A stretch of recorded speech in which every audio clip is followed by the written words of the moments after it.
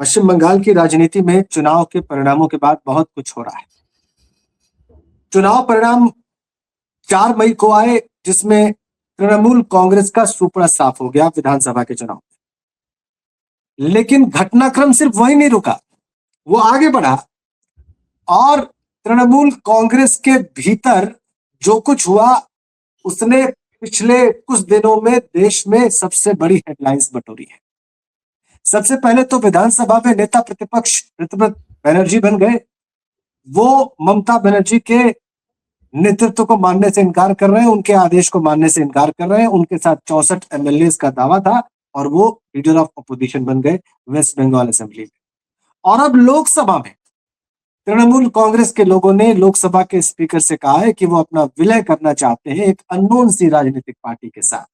पूरे देश में बहस छिड़ गई है कि चुनाव परिणामों के बाद ये जो कुछ हो रहा है इसको क्या कहा जाए, नैतिक, अनैतिक, राजनीतिक मजबूरी, राजनीतिक विवशता या क्या क्या इसको ठीक रहेगा नाम देना। क्योंकि हम लोग निरपेक्ष मूल्यांकन करते हैं, मंथन करते हैं, इसलिए हमारे साथ सुरजीत दास गुप्ता साहब हैं। लगातार हम इनसे बात करते रहे पश्चिम बंगाल की राजनीति पर, विशेष तौर पर इनकी गहरी समझ है, गहरी पकड़ है और निरपेक्ष मूल्यांकन करने का हमारा प्रयास रहता है। सर, बहुत स्वागत आपका। मैं तो सिर्फ आपसे आपके इनिशियल कमेंट चाहूंगा। ये जो 4 मई के ऊपर तो हमने चर्चा की है, लेकिन 4 मई के बाद विधानसभा के भीतर जो हुआ और अब लोकसभा में जो हो रहा है उस पर आपका पहला और बड़ा ऑब्जर्वेशन क्या है?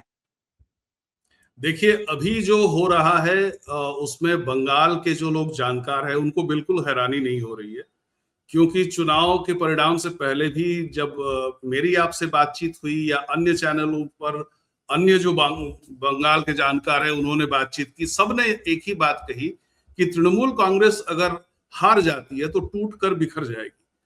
और उसके पीछे कारण एक बहुत सिंपल था कि तृणमूल कांग्रेस किसी आदर्श पर नहीं चलती, उनकी कोई विचारधारा नहीं है। तो सीपीएम को हराने के बाद 2011 में उनको करना क्या है यही उनको नहीं पता था। फिर भी पहले 5 साल 2011 से 16 उन्होंने किसी तरह से काट दिए और सीपीएम भी उस वक्त कहती रही कि पता नहीं ये लोग कर क्या रहे हैं, और बीजेपी उस वक्त मैदान में थी नहीं। लेकिन उसके बाद अगले 10 साल जो है वो भ्रष्टाचार का राज चला, और ये भ्रष्टाचार का जो राज चला इसी कारण से चला, क्योंकि अगर आपके पास विचारधारा नहीं है तो आप किसी स्वार्थ के तहत टिके रहेंगे। तो ये भ्रष्टाचार जो था इसके मूल कारिंदे थे निगम पार्षद, अलग अलग क्षेत्रों में जो तोला कहते हैं उसको, जो पैसे उठाई, जो वो फिरौती लेते थे या फिर जो वो किसी भी डील में उनका एक हिस्सा होता था, ये मूलतः निगम पार्षद थे और उनके चमचे वगैरह थे। इन सबको मिलाकर करीब 800 से अधिक लोगों की गिरफ्तारी हो चुकी है। अब आप समझिए, आप अपने आप को एक नेता मान लीजिए, चाहे आप विधायक हैं या सांसद हैं, अचानक एक दिन सुबह उठ के आप देखते हैं कि आपके सारे कार्यकर्ता गायब हैं। आप क्या करेंगे फिर? आप अच्छे हैं या बुरे हैं इसकी बात मैं नहीं कर रहा हूं। तो चाहे आप संसद में तृणमूल कांग्रेस के सांसदों की बात करें या विधानसभा में उनके विधायकों की बात करें, एक दिन अचानक सुबह उठकर वो देखते हैं कि उनके सारे कार्यकर्ता गायब है, वो केवल नेता रह गए हैं, उनके कार्यकर्ता गायब हो गए हैं। तो ऐसे में वो क्या कर सकते हैं? सबसे पहले तो वो अपना फ्रस्ट्रेशन निकालते हैं ममता बनर्जी के ऊपर, और उसके बाद अभिषेक बनर्जी के ऊपर, और उसके बाद आईपैक के ऊपर। इन्हीं पर सारा दोष मढ़ दिया जाता है, जैसे कि ये खुद एकदम दूध के धुले हुए हैं। मतलब ये कहते हैं कि देखिए, सारा कुछ जो है भ्रष्टाचार हो रहा था, हमने उस पर ध्यान नहीं दिया और इसीलिए हम लोग हार गए। और इसके लिए मूलतः जो दोषी है वो भाईपो है, मतलब अभिषेक बनर्जी है। भाईपो बांग्ला होता है भतीजा का। तो अभिषेक बनर्जी जो भतीजे हैं ममता बनर्जी के, वो और जितने भी ये छुटभैये टाइप के जो नेता थे, इनके जो कलेक्शन के पैसे हैं वो अभिषेक तक ही पहुंचते थे, ये उनका आरोप है। जैसे कि वो खुद बिल्कुल पाक साफ हैं।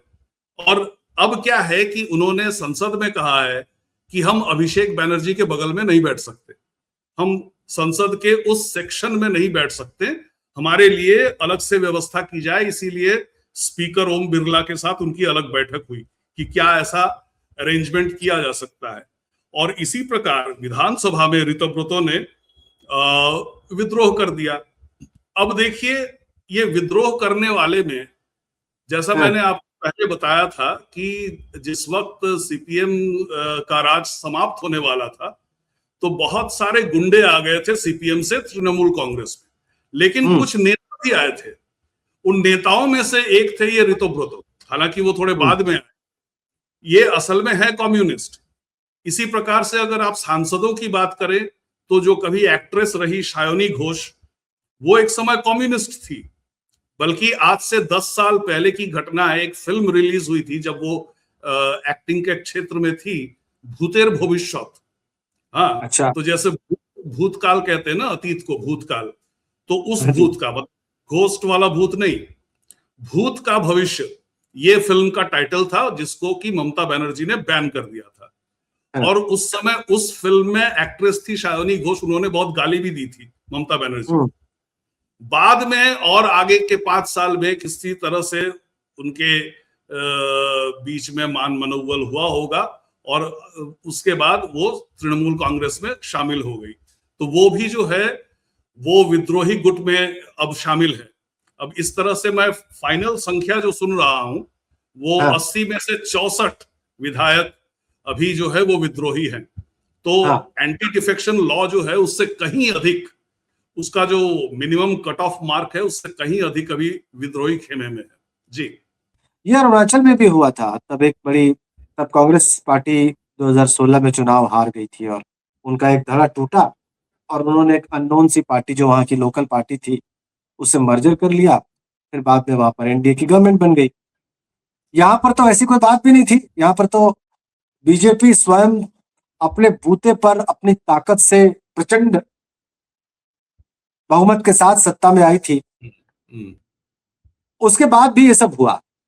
ऋतव्रत बनर्जी अलग हुए, उन्होंने कहा जी आपने जो लीडर ऑफ अपोजिशन का नाम दिया मैं नहीं मानता उसे, मैं हूं नेता और मैं बनूंगा। और मेरे साथ ये रहे 64 लोग। और ममता बनर्जी मजबूर, उनके मुंह से एक शब्द नहीं फूटा। कमाल की बात तो ये है, वो ममता बनर्जी जो देश में अगर केरल में कोई घटना राजनीतिक हो जाए तो उस पर टिप्पणी करने से नहीं चूकती थी, वो अपने दल में इतने बड़े विघटन और इतने बड़े विद्रोह पर एकदम मौन। मैंने उनको तो सुना नहीं, पता नहीं शायद आपने सुना होगा। यहाँ इंडिया ब्लॉक की मीटिंग में जरूर आई थी, लेकिन तस्वीरों के अलावा मैंने कुछ सुना नहीं। वो सोनिया गांधी को गले लगाती तस्वीर और उसके बाद एकदम मौन। तो ऐसा क्या है कि ममता बनर्जी इस तरीके से मौन है? एक सवाल मेरा आपसे। दूसरा, क्यों न माना जाए कि और क्यों न समझा जाए कि बीजेपी ने जो पूरे देश में किया है तोड़फोड़, अपनी तरफ लाना, अपने आप को मजबूत करना, विधानसभा में यहाँ पे तो जरूरत भी नहीं थी लेकिन लोकसभा में जरूरत है उनको। अभी अभी उनको एक संवैधानिक संशोधन पर हार मिली थी एमपीज की कमी की वजह से। तो उस पर्पस से इस भयानक तोड़फोड़ को अंजाम देना कहां तक ठीक था? देखिए, बाकी देश में जो भी आरोप लगे हैं बीजेपी पर और विशेषकर गृह मंत्री अमित शाह पर, वो बंगाल पर लागू नहीं होता। एक तो विधानसभा में उनकी संख्या इतनी भारी है, अब तो 208 हो गए हैं 207 से बढ़ के, क्योंकि फालता भी जीत गए हैं वो। तो इतनी भारी है, 294 में से 208 है, तो उनको डिफेक्शन की आवश्यकता नहीं। जहां तक संसद का सवाल है, आप याद कीजिए कि 2016 से पहले एक ऐसी स्थिति आई थी कि कई सारे बिल पास नहीं हो रहे थे। आप जिस प्रकार से एक अभी बिल का आपने उल्लेख किया, बिल्कुल वैसी ही स्थिति थी। और आपको याद होगा कि behind the doors Mamata Banerjee के रहते हुए तृणमूल कांग्रेस और एआईएडीएमके, तब जयललिता जीवित थी, वो बीजेपी के पक्ष में वोट डालती थी। और इस वजह से, क्योंकि राज्यसभा में बीजेपी की संख्या कम थी, उसको कॉम्पेंसेट किया करते थे ये लोग। जब जयललिता नहीं रही तो मैं विरोधियों के साथ कैसे तालमेल बिठाया जाता है वो उसका उदाहरण दे रहा हूं। आपको याद होगा कि जब जयललिता नहीं रही और उसके बाद जब डीएमके की सरकार आ गई, जिनको कि बीजेपी का विरोधी माना जाता है, तो उस वक्त करुणानिधि जीवित थे। करुणानिधि के साथ प्रधानमंत्री नरेंद्र मोदी की एक आध फोटो आई एमके स्टालिन के साथ। उस समय जो है उत्तराधिकारी हुए नहीं थे वे एमके स्टालिन, फिलहाल करुणानिधि जीवित थे। और इसी बीच ए राजा जो है वो 2G स्कैम से छूट गए सीबीआई कोर्ट से। ठीक है, अब इतना बताने की आवश्यकता नहीं है कि इसके पीछे क्या खेल हुआ होगा, लेकिन ये जो अभी हो रहा है बंगाल में, इसके साथ इन सब चीजों की तुलना नहीं की जा सकती। एक तो मैंने संख्या की बात की, मुझे जो लगता है जो संख्या वाली बात विधानसभा में तो ठीक है सर, लेकिन लोकसभा में तो संसद की भी बात कर रहा हूं मैं, संसद की भी बात कर रहा हूं कि चाहे आप विधानसभा की बात करें या संसद की बात करें, तो ये भ्रष्टाचार का आरोप तो सब पर लगा। जैसे अभिषेक बैनर्जी तो सांसद है, वो तो विधायक नहीं है ना। अब क्या हुआ, वहां पर हाल ही में एक और स्कैंडल हुआ, उसको कहते हैं हस्ताक्षर स्कैंडल, घोटाला, हस्ताक्षर घोटाला। तो उस हस्ताक्षर घोटाले में सीआईडी अभिषेक बैनर्जी की जांच कर रही है और साथ ही साथ बहुत सारे सांसदों, विधायकों, इन सब की जांच कर रही है कि एक जो ये दावा किया गया था कि ऐसा कोई एक निर्णय तृणमूल कांग्रेस ने लिया था और उसमें आप सभी के साक्षर थे, ये सही में क्या आपके हस्ताक्षर हैं? और अधिकांश उनके नेताओं ने मना कर दिया कि हमारा हस्ताक्षर नहीं है, फर्जी है ये। तो उस केस से बचने के लिए बहुत से लोगों ने तो पासा पलटा होगा अपना कि नहीं, ये तो इस केस में अगर हम फंस जाएंगे, फॉर्जरी के केस में, कि तो इससे अच्छा है कि हम दूसरी साइड में रहे।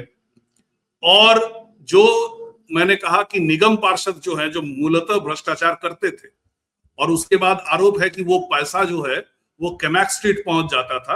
कैमैक स्ट्रीट एक तरह से रूपक अलंकार है अभिषेक बैनर्जी के लिए, क्योंकि अभिषेक बैनर्जी का वहां पर एक ऑफिस हुआ करता था। तो सबके सब यही आरोप कर रहे हैं। अभी जैसे आपने कुछ वर्ष पहले देखा होगा, एक उनके मंत्री थे पार्थो चैटर्जी, उनकी गर्लफ्रेंड के घर से करोड़ों रुपए बरामद हुए और उनका कहना है कि ये पैसे मेरे थोड़े ही है, ये तो मुझे भेजने थे आगे, उससे पहले पुलिस आ गई।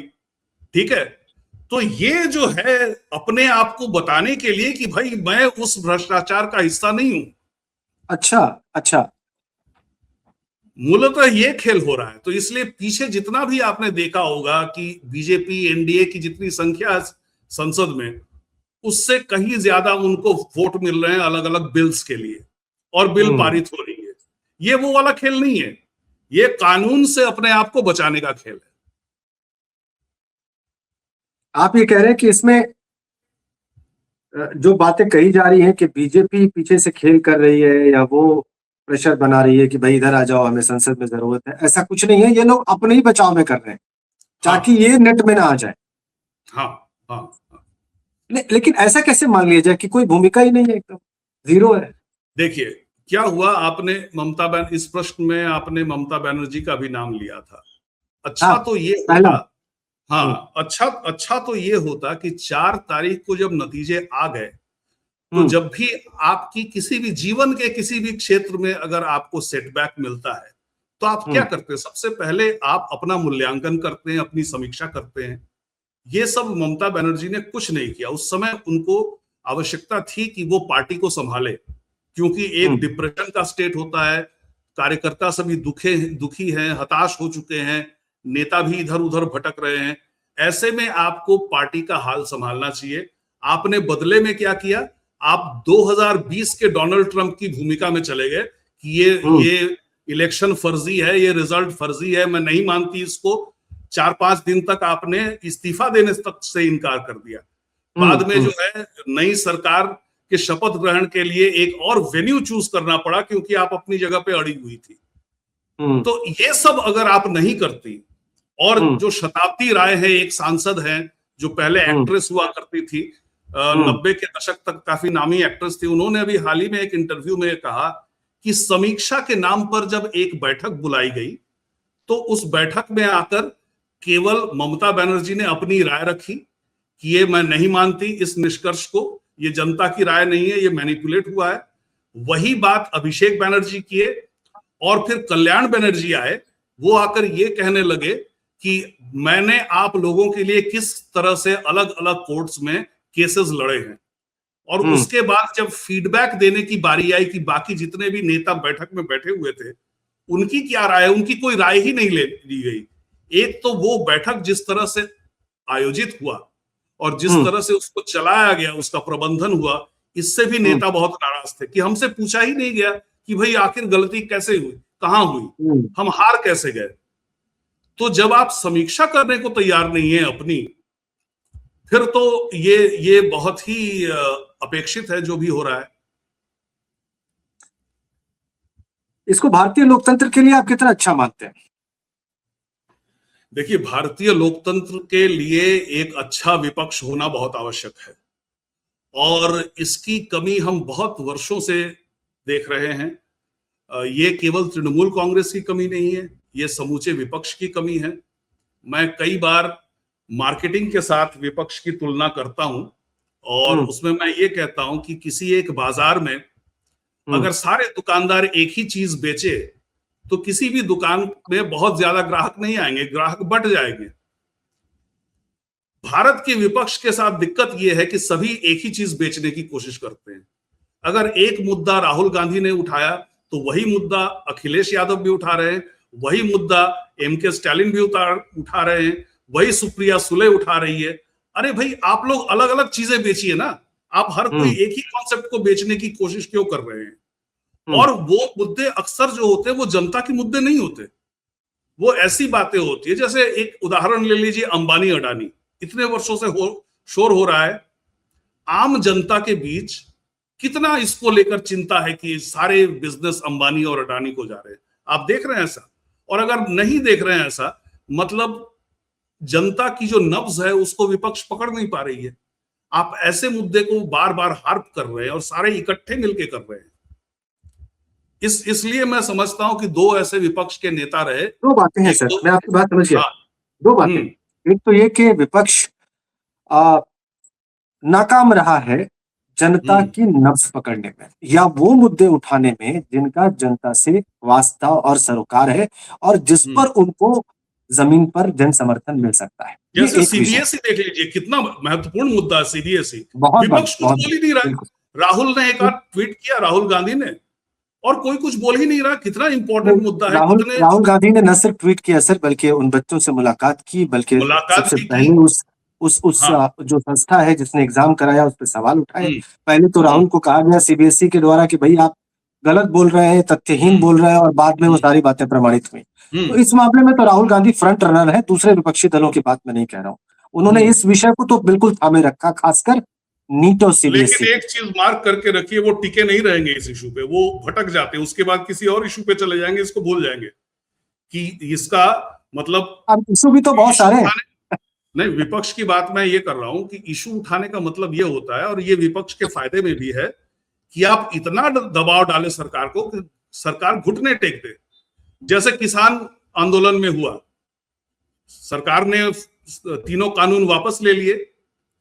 तो अगर आप इस बात में सफल हो जाते कि सीबीएसई कहते कि ठीक है हम रीटेस्ट करेंगे या फिर पुनर्मूल्यांकन करेंगे जितने भी एग्जाम पेपर्स आए, तब आप अपनी जीत मान सकते थे। बहुत छाती चौड़ी करके आप कह सकते थे कि लोकतंत्र की जीत हुई है।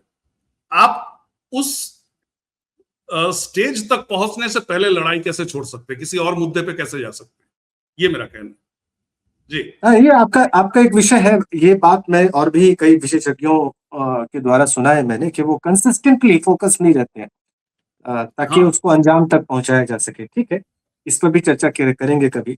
लेकिन चूंकि अभी हम तृणमूल कांग्रेस और उसकी जो राजनीति है अंदर की, जो टूट फूट है, उस पर बात कर रहे हैं। ये आपने एक जो सबसे बड़ा कारण बताया शुरू में कि इस पार्टी की कोई आइडियोलॉजी नहीं थी, कोई ऐसा सिद्धांत नहीं था जिस पर संघर्ष किया जा सके, कागज में, बहस में और फिर जमीन पर। ये बड़ा कारण था उसकी टूट फूट का। ऐसा ही हाल आम आदमी पार्टी का हमने देखा है, उनके पास भी कोई आइडियोलॉजी नहीं है। भाई, कांग्रेस पार्टी, लेफ्ट या फिर बीजेपी, इन सब के अपने अपने सिद्धांत हैं। आप सहमत हो, असहमत हो, वो सालों से उस पर संघर्ष कर रहे हैं। इसलिए अगर उनका एक एमएलए भी रहेगा तो उस सिद्धांत पर बात जिंदा रहेगी। ये बात आपकी ठीक है। लेकिन ऑल इंडिया तृणमूल कांग्रेस के विलय की बात भी आई सर, आपने देखा होगा। खबरें उठी फिर दब गई, वो अलग बात है। इसमें ममता बनर्जी को उपाध्यक्ष बनाने की बात थी, अभिषेक बनर्जी को जनरल सेक्रेटरी बनाने की बात थी। क्या आपके पास कोई मालूमात इस प्रकार की है जिसमें ऐसी कोई चर्चा चली हो जिसके हमारे दर्शक निश्चित रूप से जानना चाहेंगे कि क्या कोई ऐसी बात हुई थी, सच में हुई थी? और हुई थी तो क्यों हुई थी? और अगर आगे नहीं बढ़ी तो फिर कहाँ रुक गई? देखिए, जब ममता बनर्जी युवा नेत्री हुआ करती थी, उस समय से मैं उनको जानता हूं, बल्कि एक समय तो काफी नजदीक भी था। आज भले उनसे आप पूछे तो वो शायद मुझे पहचान भी नहीं पाएंगी, लेकिन कॉलेज जमाने में जो मेरे दोस्त थे, मैं किसी राजनीतिक गुट में नहीं था, किसी यूनियन में नहीं था, लेकिन एसएफआई और छात्र परिषद वहां पे एनएसयूआई को कहा जाता है। इन दोनों में से मेरे अधिकांश दोस्त एनएसयूआई में थे, छात्र परिषद में अच्छा। थे। तो इसलिए कभी कभार वो कहते थे चलिए ममता जी की रैली है, चलते हैं, तो किसी दूर दराज के गांव में जाते थे हम लोग। और उस समय से हमने ये नोट किया, और जिस समय वो सच में सादगी का जीवन यापन करती थी, आज की तरह नहीं कि बाहर से मकान कुटिया दिखता है अंदर से महल है, वो बात उस समय नहीं थी। तो उस समय सच में वो बहुत ही गरीब परिवार से थी। और लेकिन उनकी सबसे बड़ी शिकायत जो थी कांग्रेस में रहते हुए, यहां तक कि उनके साथ मंच साझा करने वाले अन्य कांग्रेसी नेता उनको बैक स्टैप करते थे, उनको पीछे से धोखा देते थे। इन सब रैलियों में अक्सर हम देखते थे कि सैबोटेज हो जाता था। रैली की शुरुआत में हम लोग जब सब ट्रक पे लद के जा रहे हैं, उससे पहले सारे कार्यकर्ता ट्रक पे लद के जा रहे हैं, उस समय बार बार जो छोटे स्तर के नेता है सबको समझा रहे हैं, देखिए शांतिपूर्ण परिवेश में हम लोगों का होना चाहिए, ठीक है, कोई किसी तरह की हिंसा नहीं करेगा। लेकिन हम देखते थे कि अंत में हिंसा हो जाती थी, और इसलिए पुलिस को कार्रवाई करनी पड़ती थी, लाठीचार्ज वगैरह करना पड़ता था। और ममता बनर्जी बहुत फ्रस्ट्रेटेड हो जाती थी कि हिंसा किसने, हमने इतनी बार मना किया कि कोई हिंसा नहीं होगी, फिर हिंसा की किसने। तो उनका ये निष्कर्ष था कि कुछ ऐसे नेता हैं कांग्रेस में जो हर बार सैबोटेज करते हैं। इसमें आज तो मतलब वो बहुत बड़े नाम है, क्योंकि देश के राष्ट्रपति रह चुके, अब तो दिवंगत है, प्रणब मुखर्जी। प्रणब मुखर्जी हमेशा सीपीएम के विधानसभा के वोट के बदौलत राज्यसभा पहुंचते थे, वो कभी लोकसभा के सांसद नहीं बने। तो बहुत कृतज्ञ हुआ करते थे वो सीपीएम के प्रति। एक तो ममता बनर्जी का मानना था कि वो सैबोटेज करते हैं, एक और केंद्रीय मंत्री रहे हैं प्रियरंजन दास मुंशी, वो सैबोटेज करते हैं, और एक और थे वहां पे लोकल बड़े नेता सौमेन मित्रा, वो सैबोटेज करते हैं। आज वो उन तीनों में से कोई भी जीवित नहीं है। तो इस वजह से कांग्रेस में लौटने, कांग्रेस को छोड़ने का जो कारण था 97-98 में, 97 में छोड़ी, 98 में नई पार्टी बनाई, ठीक है, वो कारण अब नहीं रहे, वो लोग अब नहीं रहे। अगर दूसरे पक्ष की बात करें तो केवल अधीर रंजन चौधरी एक ऐसे व्यक्ति हैं जो बड़े कद के नेता हैं कांग्रेस में। वो भी 2024 में लोकसभा चुनाव हार गए थे यूसुफ पठान से।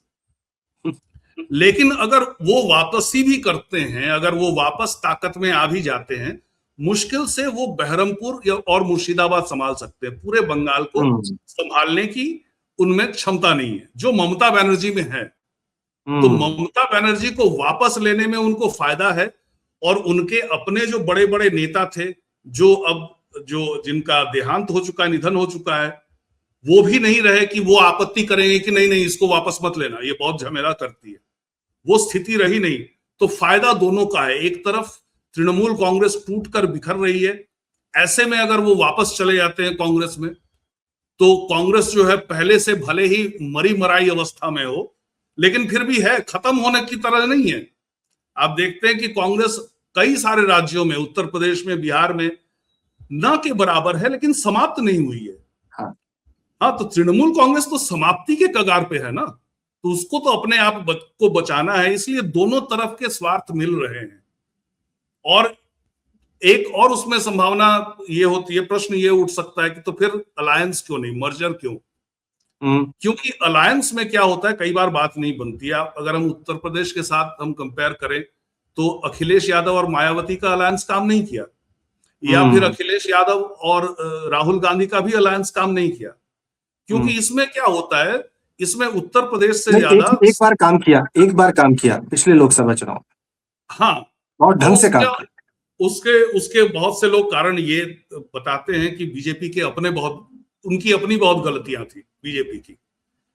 हाँ, मतलब उसके पीछे देखिए कोई ना कोई विपक्ष गलती तो होती है हारने वाले हाँ, पक्ष। विपक्ष की सफलता से ज्यादा ये भाजपा की विफलता थी 2024 में, जो 240 में अटक गए। खैर, ये वाली जो स्थिति है बंगाल की, उसकी तुलना अधिक आप कर सकते हैं बिहार से, उत्तर प्रदेश से उतना नहीं।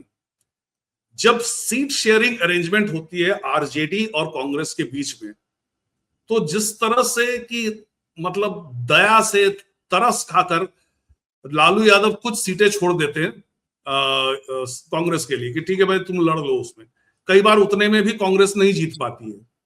वही स्थिति बंगाल में है कि जब जब ये कोशिश हुई कि तृणमूल कांग्रेस और कांग्रेस इकट्ठे लड़े किसी चुनाव में, तो या तो ज्यादा सीटें छोड़ने को तैयार नहीं होती ममता बनर्जी, कुछ एक आध सीटें दे देती है, उसमें भी वही जैसे बहरमपुर का मैंने नाम बताया, और एक आध सीटें उधर कलकत्ता से एक सीट, इस तरह की कुछ सीटें कांग्रेस जीत पाती है।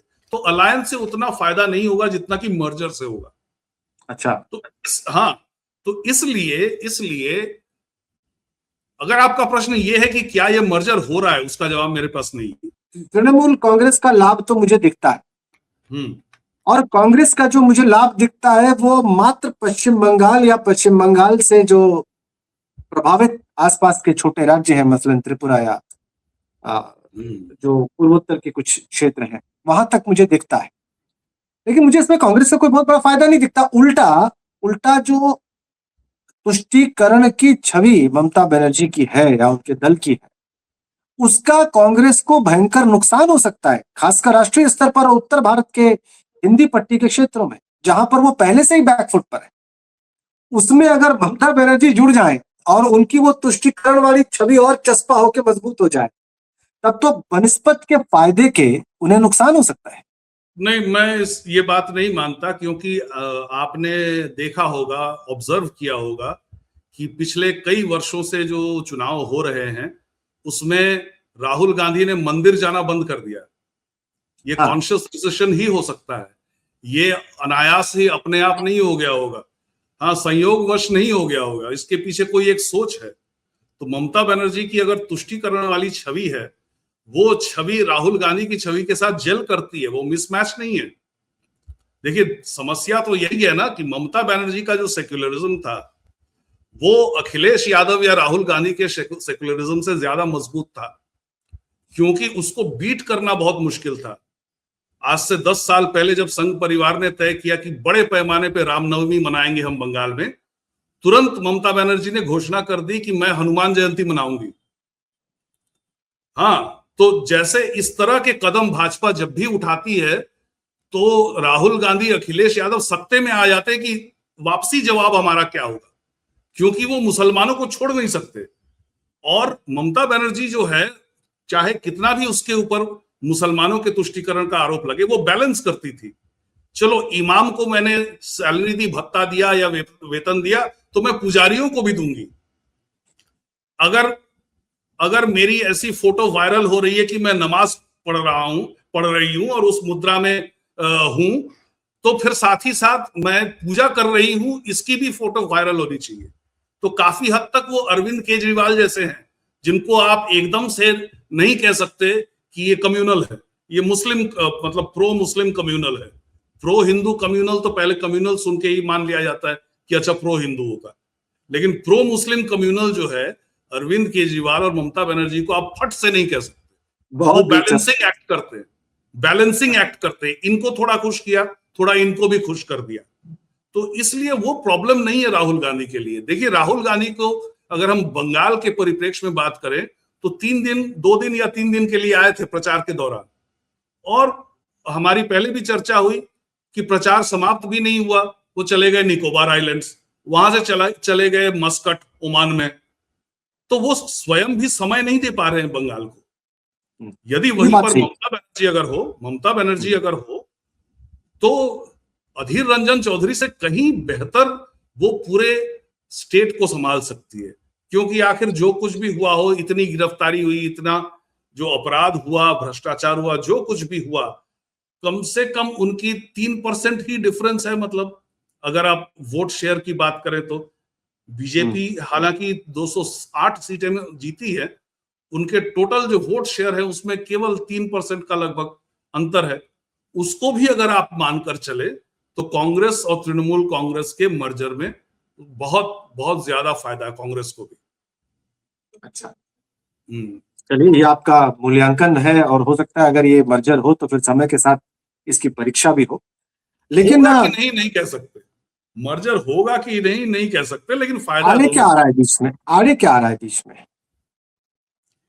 देखिए, आड़े ये आ रहा है कि आपको याद होगा जिस बार कैप्टन अमरिंदर सिंह के नेतृत्व में कांग्रेस पंजाब का चुनाव जीती थी, उसमें कांग्रेस के शीर्षस्थ नेताओं में, कांग्रेस के हाईकमान में सबसे ज्यादा खलबली इस बात की मची थी कि इस जीत का श्रेय राहुल गांधी को नहीं जाता। तो अगर ममता बनर्जी वापस आ गई कांग्रेस में तो जो कुछ भी बंगाल में कांग्रेस के लिए अच्छा होगा उसका श्रेय ममता बनर्जी ले जाएगी, राहुल गांधी को उसका श्रेय नहीं मिलेगा। हाँ, इस मामले में तो ममता बनर्जी उनसे कहीं ज्यादा स्मार्ट भी है। वो हाँ। ऐसा होने ही नहीं देंगी। पहली बात तो ऐसा होगा नहीं, और अगर ऐसा होने की कोई गुंजाइश बनी तो ममता दीदी ऐसा होने नहीं देंगी। इसमें इसमें इसमें इसमें कहीं ऐसा तो नहीं, मतलब मैं एक सिर्फ संभावना आपसे आपके सामने रख रहा हूं, क्योंकि व्यक्तिगत रिश्ते मोदी जी के ममता जी के साथ अच्छे ही रहे। अगर पिछले चुनाव के बयानों की या उसके 1-2 साल पीछे की बात छोड़ दी जाए तो मैंने कभी नहीं देखा कि बहुत ज्यादा हार्श रही हो ममता बनर्जी प्रधानमंत्री मोदी पर, या मोदी जी बहुत हार्श रहे हो अपने सार्वजनिक बयानों में ममता बनर्जी पर। बल्कि एक बार तो उन्होंने कहा कि मुझे आम बेचती हैं, और ऐसा कुछ उन्होंने कहा था कि इतने अच्छे संबंध हैं उनके। कहीं ये एक फैक्टर तो नहीं कि राहुल गांधी को भरोसा नहीं हो रहा? नहीं नहीं, ये फैक्टर नहीं है, क्योंकि अगर राहुल गांधी के पास इंटरप्रेटर है बांग्ला से अनुवाद करने के लिए, तो बांग्ला में जो भाषण ममता बनर्जी देती है उसमें तो इतनी गंदी गालियां देती है वो। अच्छा। प्रधानमंत्री मोदी को भी और गृह मंत्री अमित शाह को भी। वो आप कान बंद कर लेंगे अपने, आप नहीं सुन पाएंगे वो भाषा। वो शायद हिंदी में कभी नहीं आया, कभी इंग्लिश में नहीं आया, लेकिन बहुत ही असभ्य भाषा का प्रयोग करती है वो। केवल आक्रामक नहीं होती, वो बहुत गंदी भाषा का प्रयोग करती है। तो उसमें तो राहुल गांधी को कोई शक नहीं होना चाहिए।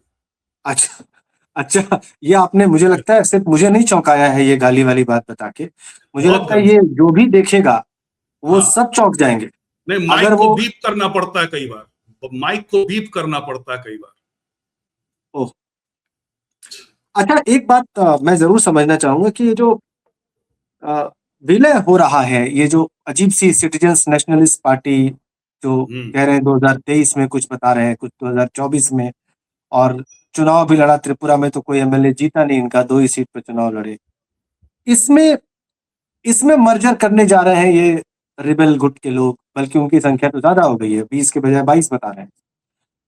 तो ये प्लान इनका तो नहीं रहा होगा दादा, इनका इनका दिमाग तो इतना नहीं चल रहा होगा। आपको लगता है ये इनकी लीडरशिप कर रही है, या इसमें तो कहीं आप मानते हैं ना कि सत्ताधारी लोगों का हाथ है ये रास्ता दिखाने में कि नहीं, ऐसे आ जाओ? देखिए, बंगाल की राजनीति हो या फिर किसी भी और राज्य की राजनीति हो, तो राजनीति का केंद्र बिंदु जो होता है, उसका एपिसेंटर जो होता है, वो राज्य की राजधानी होती है, न कि देश की राजधानी। ठीक है, तो मूलतः जो राजनीति हुई है वो बंगाल में हुई है। उसका आप असर देख रहे हैं दिल्ली के अंदर भी। जब विधायक आपके साथ नहीं रहे तो सांसद भी आपके साथ नहीं रह सकते, क्योंकि सांसद का जो रोल होता है किसी भी पार्टी में और देश के लिए भी, वो एक नीति निर्धारक रोल होता है, जो थोड़ा सा आप कह सकते हैं कि इंटेलेक्चुअल टाइप का रोल है। वो हार्डकोर पॉलिटिकल रोल नहीं है। लेकिन एक विधायक जो है वो हार्डकोर पॉलिटिकल रोल है उसका। वो केवल नीति निर्धारक नहीं है, मतलब केवल लॉ मेकर नहीं है वो, बल्कि वो स्थानीय राजनीति के साथ ओतप्रोत से जुड़ा हुआ है एकदम। तो जब ये जो संसद में जो कुछ भी हो रहा है वो विधानसभा में जो कुछ हुआ उसके बाद हुआ, वो उसका आफ्टर इफेक्ट है। अब हाँ, बीजेपी को अगर मजा आ रहा है तो वो मजा लेने से रुकेगी थोड़े ही। अगर भूपेंद्र यादव से अगर इनकी बैठक हुई है, ठीक है, जिसका कि आप टेक्निकली तात्पर्य समझा नहीं सकते, ओम बिरला के साथ तो आप समझा सकते हैं कि ठीक है, उन्होंने कहा हम अभिषेक बैनर्जी के साथ नहीं बैठना चाहते, तो इसके लिए स्पीकर के साथ बात करना जरूरी है, लेकिन भूपेंद्र यादव से क्यों बात की? तो यहां पर आपका शक सही है कि ऐसा क्यों हुआ। जवाब मेरे पास नहीं है, लेकिन क्यों हुआ इसकी तो आवश्यकता नहीं थी। उस पे यही इतने बात हुई इतने होगी बड़े ज्यादा से ज्यादा। इतने बड़े मूव के लिए अगर इतना बड़ा सपोर्ट नहीं होगा तो क्या आपको लगता है इतना साहस होगा उनमें? माना कि ममता बनर्जी चुनाव हार गई है, माना कि वो पॉलिटिकली कमजोर हुई है, लेकिन उनके सबसे खास लोग अभी जुम्मा जुम्मा 1 महीना हुआ होगा जब ये लोग पार्लियामेंट में चढ़ चढ़ के बोल रहे थे। अभी ये वुमेन रिजर्वेशन वाले अमेंडमेंट के टाइम में मैं था वहां पे पार्लियामेंट में, मैंने देखा कैसे उचक उचक के आगे बढ़ बढ़ के बोल रहे थे। और नहीं, वही लोग इनकी हिम्मत आती कहां से है? पुलिस से आती है। अब पुलिस ममता बनर्जी के पास रही नहीं, भाजपा के पास चली गई है, तो इनकी जितनी भी दबंगई थी वो इसलिए थी। अब मेरे साथ भी जो हुआ वो आप देख लीजिए। मेरे घर पे महुआ मोइत्रा ने न केवल पुलिस भेजी, बल्कि जो एविडेंस पुलिस के हाथ में रहना चाहिए, because she is not a law enforcer, hmm उनके हाथ में वो वीडियो कैसे चला गया? मतलब हम्म जिस तरह से मनमानी उन्होंने की पुलिस के साथ, वही उनकी ताकत का राज था कि पुलिस हमारी मुट्ठी में है, हम कुछ भी कर सकते हैं। वो चीज जब नहीं रही तो वो अब तो हिम्मत दिखाने का कोई भी हिम्मत दिखा सकता है, क्योंकि ममता भी पावरलेस है, बिल्कुल कुछ भी नहीं है उसके पास। और जो मैंने कहा आपको कि हर कोई अपना पल्ला झाड़ने की कोशिश कर रहा है कि भ्रष्टाचार में हम लिप्त नहीं थे, बाकी लोग रहे होंगे, हम लिप्त नहीं थे। तो ये दोनों चीजें मिलाकर जो भी उछल कूद हो रही है आप देख रहे हैं, ये सब उसी का नतीजा है। एक नंबर 1 कार्यकर्ता नहीं, मैं वाइंड अप कर रहा हूं, नंबर 1 कार्यकर्ता नहीं रहे, उनके सारे भाग गए। निगम पार्षद जो हैं कई सारे गिरफ्तार हो चुके हैं, टोटल 800 से अधिक गिरफ्तारियां हुई है। कोई आइडियोलॉजी नहीं है, इसलिए टिके रहने का कोई मतलब नहीं है। सत्ता में न रहने के वजह से भ्रष्टाचार का जो शेयर मिलता था वो नहीं मिल रहा है, 4 नंबर। ठीक है, ममता बनर्जी 5 नंबर है कि ममता बनर्जी अपनी पार्टी संभाल नहीं पाई, वो डोनाल्ड ट्रंप बन के घूमती रही कि मैं हारी नहीं हूं, मैं असल में जीती हूं। हम्म और उसके बाद जो है, अब जो सबसे बड़ा जो होने वाला है, और ये मैं भविष्यवाणी कर रहा हूं, शायद 1-2 महीने के अंदर ये फलीभूत हो जाए, अभिषेक बैनर्जी जेल जाने वाले हैं। हम्म ममता बनर्जी का क्या होगा मैं अभी नहीं कह सकता, लेकिन अभिषेक बैनर्जी को जेल हो किस जाएगी। किस मामले में ये भी बता दें? कई सारे मामले हैं। एक तो हस्ताक्षर घोटाला जो मैंने कहा आपको, ठीक है, हाँ। और जितने भी वहां पे बड़े बड़े कैटल स्कैम हुए, माइनिंग स्कैम हुए, सैंड माइनिंग स्कैम, कोल स्कैम हुए, कैटल स्मगलिंग हुआ, एसएससी रिक्रूटमेंट स्कैम हुआ, और ये जो जितने मैं कह रहा था कि हर चीज में तृणमूल कांग्रेस के लोकल नेता का शेयर होता है और वो कमैक स्ट्रीट पहुंचता है, ये लोग जब जेलों के अंदर जब अपना मुंह खोलने लगेंगे, जो गिरफ्तार हो चुके हैं, तो और वहां पर तो पुलिस वाले पूछेंगे कि ये सब आप किस लिए कर रहे थे, अपने लिए या किसी के कहने पर कर रहे थे, ये पैसा जाता कहां था? अब आप अपने पास रखते थे कि बांट देते थे? तो ये सब कुछ मिलाकर, और ऊपर से जो इलेक्शन टाइम पे, वो तो इलेक्शन कमीशन ने कोई एक्शन ही नहीं लिया। जिस तरह से अभिषेक बैनर्जी डरा धमका रहे थे वोटर्स को कि 4 तारीख के बाद देख लूंगा मैं तुम सबको, उस पर भी एक्शन तो हुआ नहीं। खैर, काफी ज्यादा सीरियस मामले उनके खिलाफ हैं, और उनके विदेश भागने के भी रास्ते बंद है, क्योंकि उसकी तैयारी प्रशासन ने पहले ही कर रखी थी कि फिलहाल इसको वीजा वीजा कुछ भी नहीं मिलेगा, कहीं ये नहीं जा सकते। क्योंकि अच्छा। वही ये कहा जाता था, खासकर बंगाल के जो जानकार हैं वो जानते हैं कि दुबई में उनका एक बढ़िया ठिकाना है, तो वही सबसे पहले, और इसके अलावा देखिए लंदन में। देखिए सर, लॉ हम्म। अपना काम करे, और अगर हम्म। उन्होंने गुनाह किया है उसकी सजा उन्हें मिले, वो जेल जाए या वो जो भी उनको सजा मिले, वोटेवर अदालत निर्धारित करे, वो तो ठीक है।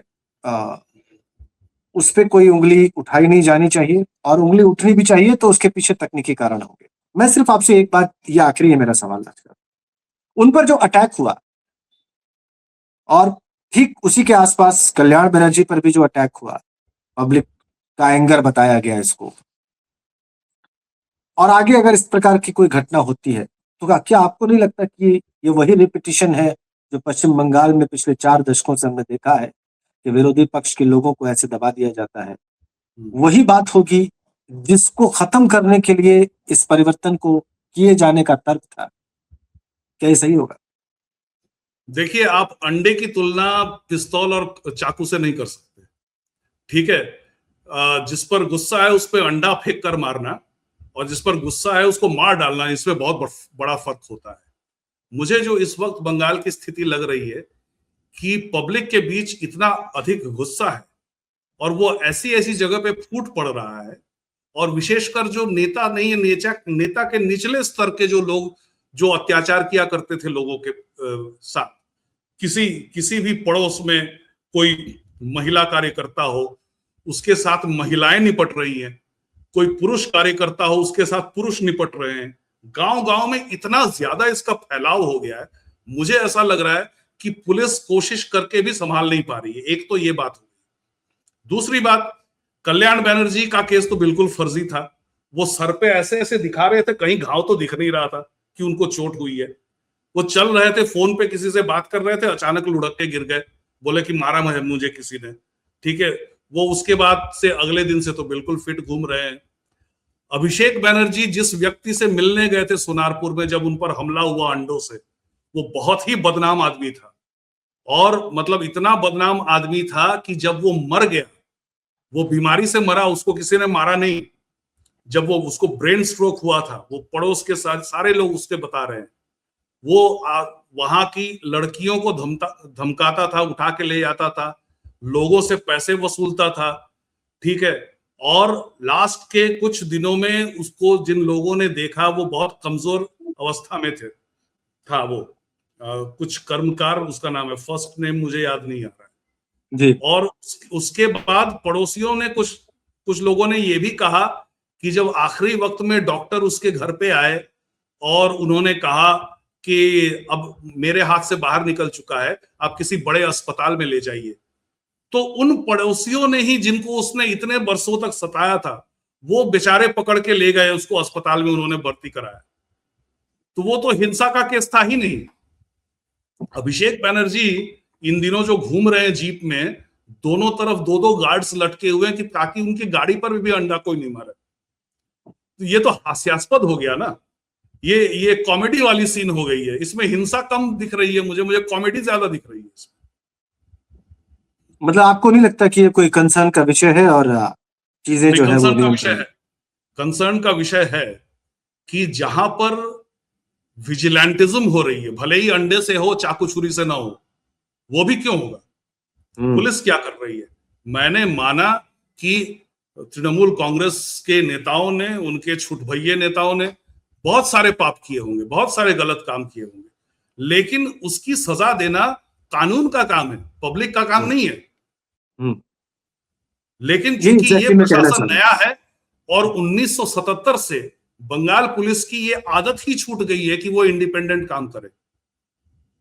अचानक अगर आप अपने घर के बच्चे को कह दें कि कल से तुम ये घर संभालना, उसकी जो हालत हो जाएगी, बंगाल पुलिस की इस वक्त वही हालत है। उसको समझ में नहीं आ रहा है कि इंडिपेंडेंटली काम कैसे किया जाता है। हमने आज तक तो किया नहीं।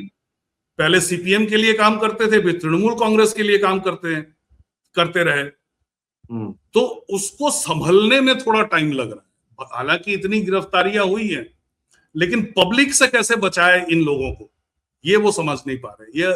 ये सही नहीं हो रहा है, जल्दी से इस स्थिति को संभालना चाहिए। थैंक यू सो मच दादा, आपने बिल्कुल क्लियर बात कही, जैसा कि आप हमेशा कहते हैं, और इसीलिए मुझे बड़ा पसंद आता है आपसे बात करना। और मुझे लगता है कि जो लोग भी निरपेक्ष मूल्यांकन में यकीन रखते होंगे, वो सब इस प्रकार की बातचीत को पसंद करते होंगे, ऐसा मुझे भरोसा है, ऐसा मेरा विश्वास है। Thank you so much.